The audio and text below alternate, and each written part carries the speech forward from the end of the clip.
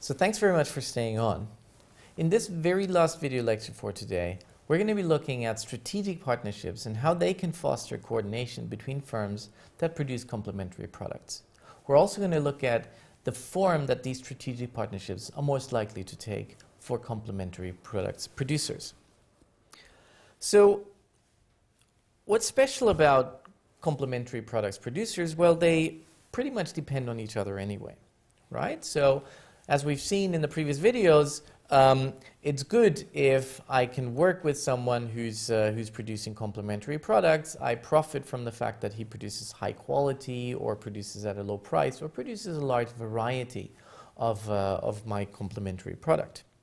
So we're always already somehow dependent on each other. So helping each other, coordinating each other's behavior somehow comes naturally, and it maximizes the positive effects of complementarity. We also saw that it may be desirable to integrate into one firm because that aligns interests even more.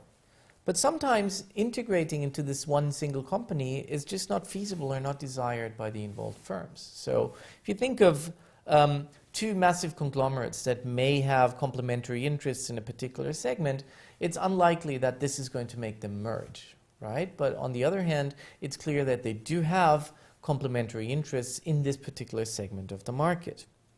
So an alternative to integrating and to forming a single company is to form a strategic partnership, which is, generally speaking, a powerful way of institutionalizing coordination and of formalizing interests. And strategic partnerships, of course, in the very broadest sense, are relationships between firms. They're long-term relationships between firms with a number of characteristics that are typical to strategic partnerships. First of all, there's an element of shared decision-making, right? So if we produce complements, then maybe product introduction decisions or quality decisions or pricing decisions will be made somehow in a shared way. We also try to achieve some kind of organizational linkage, and we try to implement coordination mechanism. This is what we call organizational integration. We also often have joint equity ownership. We don't have to have it, but joint equity ownership is often a form of building a strategic partnership. This is what we call economic integration. And so how do these two features, organizational integration and economic integration, pan out? What do they involve?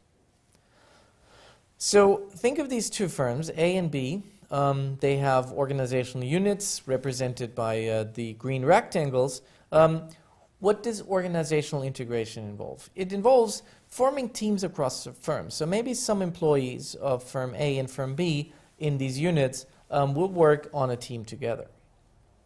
There's often some established reporting and decision routines across firms. So the exchange of information is formalized. It's usually very heavy, so there's a lot of exchange of information in both ways and bidirectionally. So it's important that organizational integration relies very much on the exchange of information and on the routinized exchange of information through teams, through reporting, through decision rules, or generally speaking, through a lot of interaction.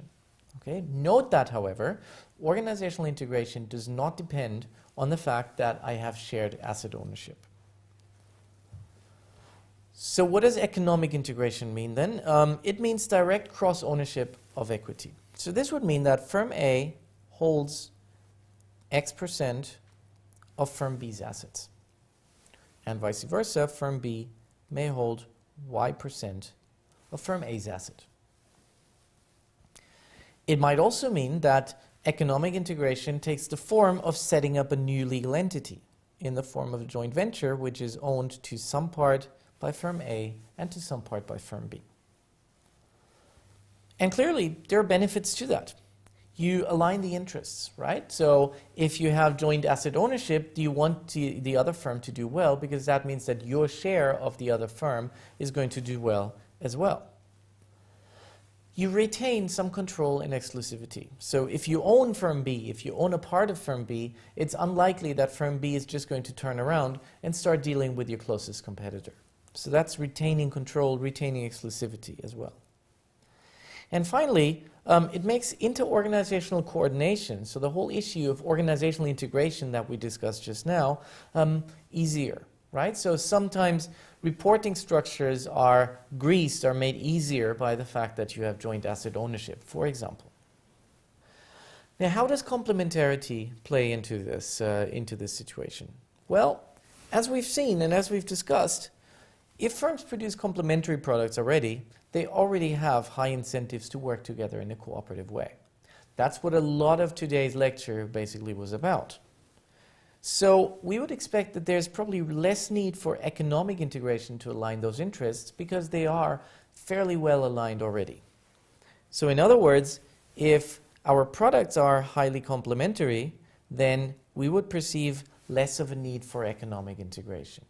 So as we've seen just now, companies that produce complementary products will gain from coordinating their behavior with each other. And the best way to achieve this is to integrate both companies into a single organization.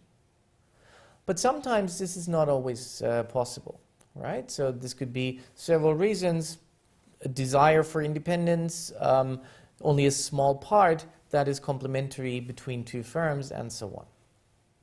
So as an alternative, firms will often consider forming a strategic partnership.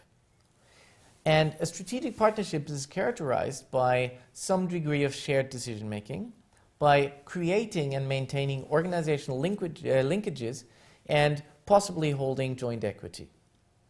So the general idea of joint equity ownership is mostly to align the interests of firms and to make the strategic partnership work effectively. In our special case of two firms producing complements, these firms already have a strong incentive to work together closely. Why? Because their products are complements, so if you do well, I do well, right? So this is not necessarily dependent on joint ownership. So we focus on complements this week. So we'll summarize what we've learned today in the following wrap-up video and in the end of week quiz. Thanks very much, and I'll see you at the wrap-up.